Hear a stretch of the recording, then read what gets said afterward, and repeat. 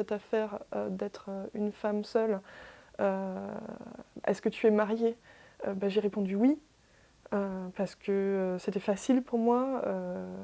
Il suffit que je montre le portrait. Je montrais le portrait de l'homme de ma vie, qui ressemble à un bijou, donc du coup les gens étaient touchés par ça aussi, au fait que ce soit précieux.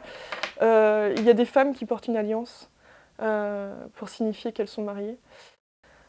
Lorsque les gens nous donnent l'hospitalité et nous demandent si on est marié en montrant l'alliance, et qu'on leur répond oui alors qu'on ne l'est pas, ça veut dire qu'on leur ment. Or, ils nous ont ouvert leurs portes. Comment est-ce qu'on gère ça? Alors maintenant, moi je suis plutôt du genre à le gérer aussi.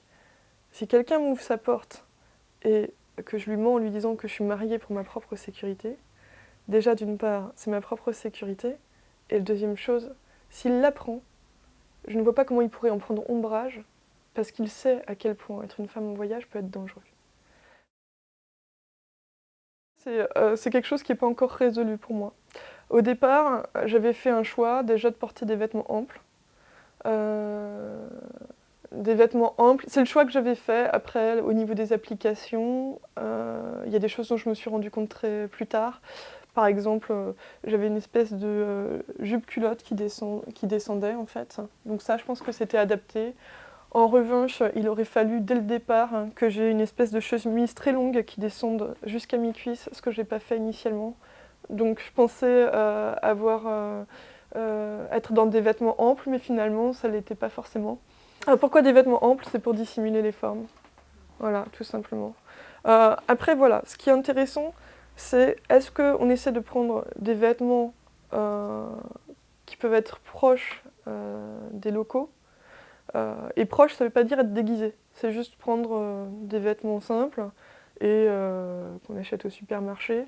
Là, je ne sais pas encore choisir. En fait, je pense que je vais partir plus dans cette optique-là parce que ça permet peut-être de mettre une distance plus forte avec des personnes qui peuvent se dire potentiellement tiens, elle met des habits locaux, ça veut dire qu'elle a envie de se rapprocher, et ben on va en profiter.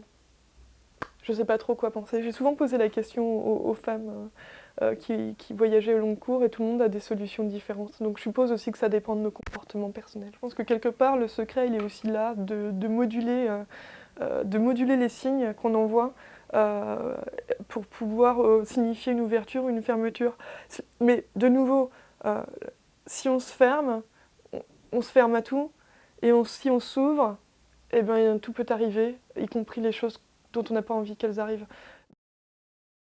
Les cheveux, par exemple, moi je me les suis teints en noir en Turquie à l'invitation d'amis turcs qui m'avaient dit qu'avoir les cheveux blonds ou roux, et moi je m'étais teint les cheveux en roux, pouvait être perçu comme un signe de prostitution.